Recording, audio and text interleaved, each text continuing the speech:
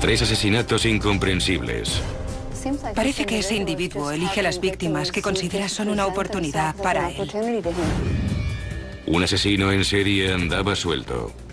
Renee Baker consintió ir al lugar con el asesino y ocurrió algo que la pilló desprevenida.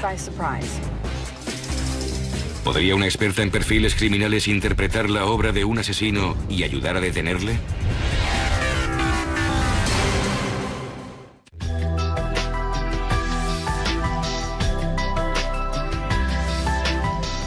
Palm Beach, Florida. Conocido por sus elegantes mansiones e imponentes vistas. Pero tras ese idílico paisaje, la gente vive aterrorizada.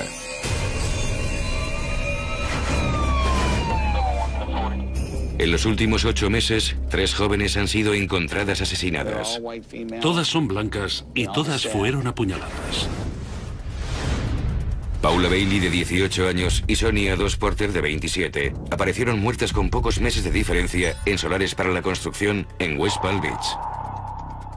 2 meses después, apareció una tercera víctima a pocos kilómetros de las 2 primeras. Y ahora tenemos a Lina Tenila.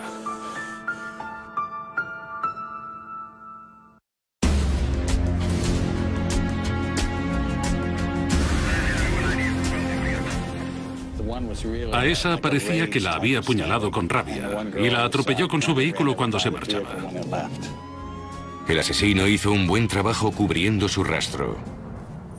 Las pruebas que encontramos en la escena del crimen eran mínimas. Teníamos muy poco para localizar al potencial sospechoso. Unos meses después, con la policía del condado de Palm Beach con los nervios de punta, un bombero vio algo extraño en la orilla de una reserva para aves, no lejos de donde encontraron a la tercera víctima. Iba camino al trabajo y al cruzar el puente vi algo que no me pareció normal.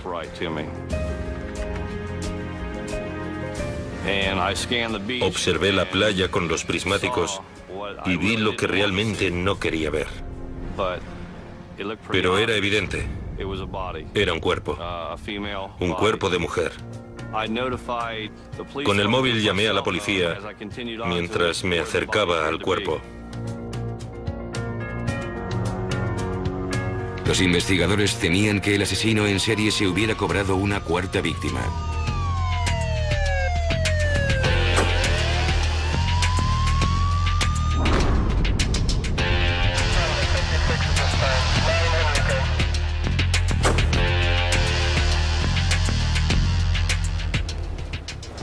¿Qué tenemos? Aquí, encontró el cuerpo cuando iba a trabajar. ¿Alguien se ha acercado al cuerpo? Yo. ¿Usted? Le tomé el pulso, pero estaba muerta. ¿Vio algún traumatismo en el cuerpo? Cuando me acerqué estaba boca abajo. Tenía el cabello mojado y enmarañado. Así que supuse que se habría ahogado. Así que solo usted se acercó al cuerpo. ¿Nadie más se acercó? Nadie más, solo yo. Los investigadores registraron la escena del crimen en busca de pistas. Junto al cuerpo de la víctima estaba ordenadamente apilada su ropa. Probablemente aún estuviera con vida cuando dejaron la ropa ahí. También estaba su bolso. No habían tocado el monedero ni las llaves del coche. Fue identificada como mujer, blanca, Renee Baker, residente en West Palm Beach. Cuando se encuentra un cuerpo abandonado, boca abajo en la playa, desnudo, saltan las alarmas. Posiblemente se trate de un homicidio. Los investigadores fotografiaron varias huellas de pies y señales de haber arrastrado un cuerpo por la arena. Y encontraron una prueba potencial.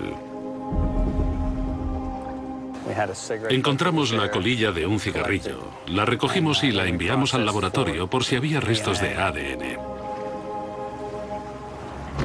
El cuerpo fue enviado al depósito de cadáveres y los investigadores intentaron reconstruir los últimos movimientos de la víctima.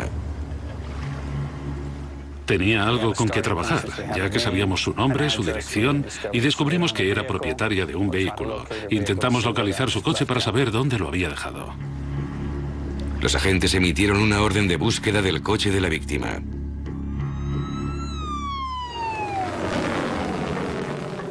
Águila 2, señal 14, detrás del almacén. Unidad 660, recibido. Nos dirigimos a dicho almacén. Por fin, la intensa búsqueda dio resultados. Sí, teniente, hemos encontrado el vehículo. Ahora voy para allá. El coche de la víctima estaba en un aparcamiento a pocos kilómetros de donde se encontró el cuerpo. Tras examinar el exterior del vehículo, pasamos a su interior.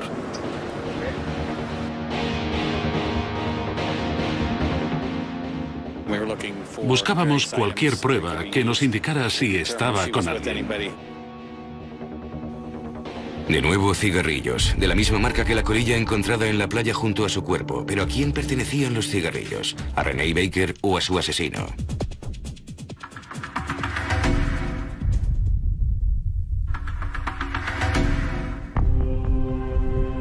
En el depósito, el forense intentaba determinar la causa de la muerte. En ese caso, la víctima fue encontrada boca abajo en un vivero de ostras. Presentaba múltiples cortes y rasguños. Pero no era esa la causa de su muerte. Encontramos fluido en alvéolos pulmonares y en cavidad torácica. Causa de la muerte, ahogamiento. Pero no fue que se bañara a medianoche y se ahogara. Alguien le mantuvo la cabeza bajo el agua. A Renee Baker la controlaron por detrás con una fuerza de flexión, como con una llave de lucha libre. La sujetaron hasta que se ahogó.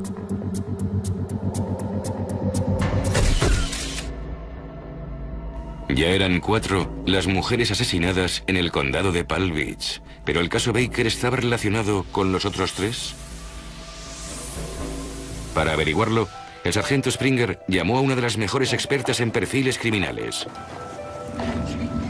Hola, Dale. Hola, sargento Springer. Recibí una llamada de la oficina del sheriff del condado de Palm Beach. Me pidieron que revisara la información que tenían sobre una serie de asesinatos para ayudarles a determinar si los casos estaban relacionados. La agente Hinman inmediatamente captó varias similitudes. En los 4 casos, las víctimas eran jóvenes y atractivas. Fueron llevadas en coche a la escena del crimen por el asesino. Las dejó en lugares donde era muy fácil que fueran encontradas. Y en ninguno de los casos se hallaron pruebas físicas. Sin pistas y sin sospechosos, ¿podría el agente Hinman ayudar a los investigadores a resolver el asesinato de Renee Baker?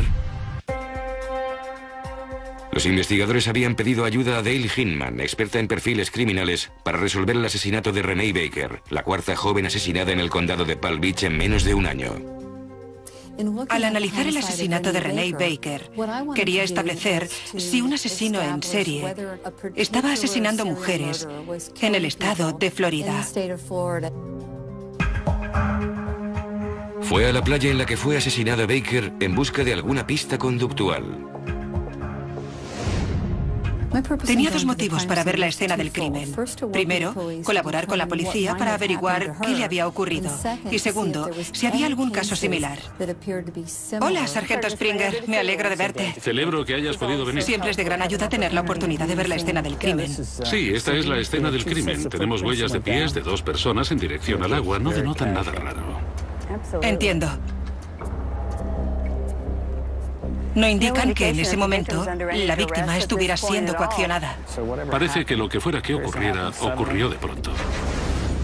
Los agentes también encontraron señales de que un cuerpo había sido arrastrado desde la zona boscosa hasta donde fue encontrado el cuerpo. Como puedes ver, las señales empiezan aquí. Y ahí es donde se encontró el cuerpo. Es muy interesante que el crimen se iniciara en una zona oculta, pero la arrastrara hasta aquí, donde podía verla cualquiera. Eso le sugería a Hinman que al asesino no le preocupaba ser reconocido por alguien que pasara por allí. Lo más probable es que no fuera conocido en la ciudad. Yo diría que no tenía ninguna relación con esta zona ni con la víctima. No salió corriendo. Parece que ni siquiera le preocupó dejar el cuerpo aquí. La agente Hinman advirtió algo revelador en la ropa. La ropa estaba en esta zona, cuidadosamente doblada. Parece que ella misma se quitó la ropa. No da la impresión de que el agresor se la arrancara ni le obligara a quitársela. Ella se la quitó y la dejó ordenadamente, ya que tenía la intención de volver a ponérsela. Tampoco faltaba nada de su bolso, ¿verdad? Estaba todo. Documentos de identificación, las llaves del coche. O sea que no guardaba relación con ninguna discusión por dinero. Encontramos una colilla de cigarrillo que creemos pertenece al agresor. Quien quiera que fumara el cigarrillo que encontraron en la playa pudo dejar su ADN en él. Y si había alguna coincidencia en la base de datos de ADN, puede que averiguaran quién la mató.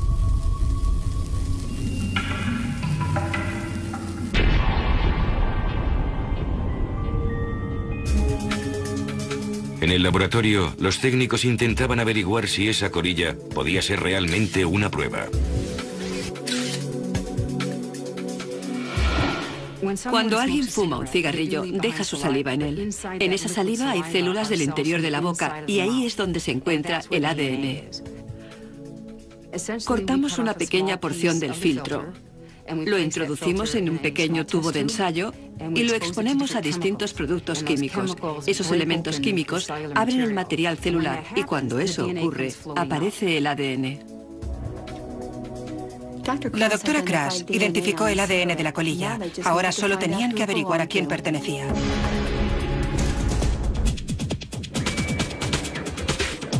Pero de momento no coincidía con ninguno de los existentes en la base de datos nacional. Desesperados por conseguir más información sobre el asesino, el sargento Springer llevó al agente Hinman al lugar en el que fue encontrada la tercera víctima. La gente tiende a seguir un patrón. Lo que estábamos buscando era alguien que hubiera cometido múltiples crímenes e intentábamos relacionarlos con esos. En realidad estamos buscando alguna similitud, algo que relacione a esas 4 víctimas y que nos ayude con la investigación. ¿Hay alguna similitud en las escenas de los crímenes? 2 de ellas se encontraron en el oeste, en zonas apartadas. Las víctimas 1 y 2, Paula Bailey y Sonia Dos Porter, fueron encontradas en solares para la construcción en la zona oeste de Palm Beach. ¿Cómo fueron asesinadas esas 2 víctimas? Una chica parecía que la había apuñalado con rabia, con un montón de puñaladas. A la otra chica de la zona oeste la apuñaló y la atropelló con su vehículo cuando se marchaba. Y aquí es donde se encontró el cuerpo. La tercera víctima, Lina Tenila, fue estrangulada y apuñalada.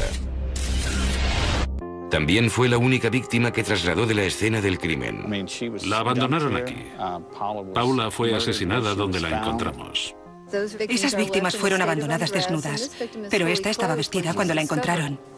Pero debido a la proximidad del lugar donde se encontró a Renee Baker, pensamos que podían estar relacionadas. Cuando analicé la escena del crimen de los otros asesinatos, era evidente que había muchas diferencias. No estábamos seguros de poder relacionar todos los casos. 2 fueron apuñaladas, pero no Renee Baker. Podemos descartar que se trate del mismo hombre. De momento, yo no excluiría a la señorita Baker, pero en base a la proximidad y a cómo ocurrieron los otros asesinatos, me inclino a pensar que los otros asesinatos fueron obra de otra persona. Con el asesino en serie eliminado en cuanto al asesinato de Baker, la investigación cambió de rumbo y empezó a buscar a un sospechoso más próximo a la zona. La agente Hinman estaba convencida de que Renee Baker y las otras 3 víctimas no fueron asesinadas por el mismo hombre. El hecho de que Renee Baker estuviera desnuda y hubiera sido estrangulada y ahogada diferenciaba su homicidio de los otros casos. Quien quiera que fuera el asesino, parece que Renee Baker confiaba lo suficiente en él como para que subiera a su coche. Los agentes empezaron a investigar su vida personal. Interrogaron al novio de Renee Baker como potencial sospechoso. En la primera fase de cualquier investigación, el novio o el marido siempre son sospechosos. Pero Paul Butcher, el novio de Renee, sostuvo que no tenía nada que ver con el asesinato. Y la información proporcionada por una fuente inesperada cambió el rumbo de la investigación. Terence Walker estaba en la cárcel y facilitó cierta información. Nos dijo los nombres de unos hombres que le dijeron que habían asesinado a Renee Baker. Cualquier información de esa clase nos la tomamos muy en serio. Con la esperanza de llegar a un acuerdo, Walker les dijo a los investigadores que en la noche en que murió, Renee Baker subió a un coche con 2 traficantes de droga que la asesinaron.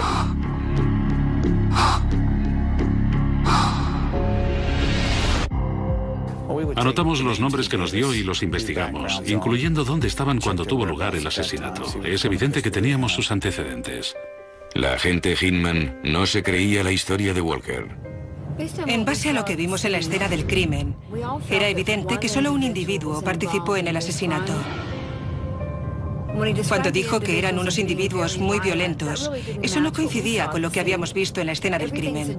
Todo sugería que Renee Baker fue por voluntad propia con el asesino hasta la escena del crimen.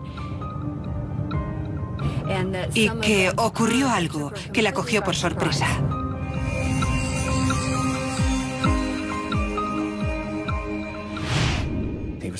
Fue sometido a la prueba del polígrafo y se determinó que no decía la verdad. No había nada que corroborara la información que nos había proporcionado. No nos sorprendió que Terence Walker mintiera. La información que nos facilitó no coincidía con nuestro perfil. Describió a los dos hombres como violentos traficantes de droga que fueron vistos juntos con la señorita Baker. Pero en la escena del crimen, aparte de las huellas de sus pies, solo había otras huellas de pie. Al quedarse sin pistas, los agentes volvieron a hablar con los amigos de Renee y averiguaron algo que su novio, Paul Butcher, no les había dicho. En la noche de su asesinato, Renee y él habían discutido. Él dijo que realmente no habían discutido. Por ser la última persona en verla con vida, según creíamos nosotros, sí, era un potencial sospechoso hasta que pudiéramos eliminarle. Paul Butcher fue interrogado varias veces. El coche de Renee se estropeó y le llamó a él. Fue hasta donde estaba su coche.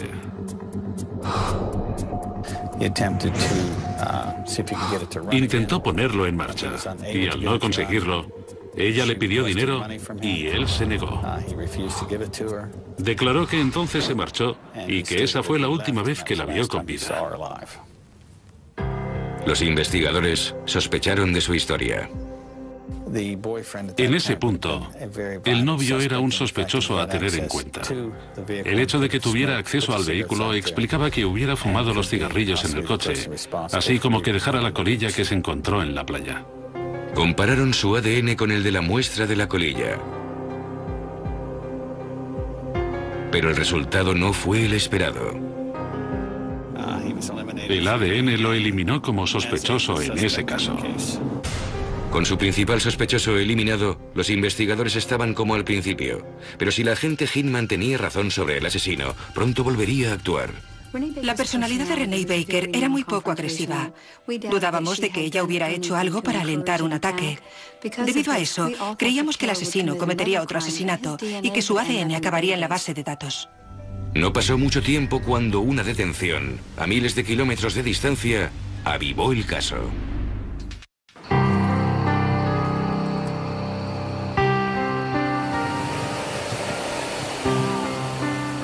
Puede que el asesino de Renee Baker eludiera ser detenido, pero dejó tras de sí su ADN en un cigarrillo, y este coincidía con el de un hombre que acababa de ser detenido en California, acusado de agresión sexual. La policía de San Diego y la oficina del fiscal nos notificaron que el ADN de nuestro hombre coincidía con el encontrado en un cigarrillo fumado por un individuo identificado como Scott Erskine.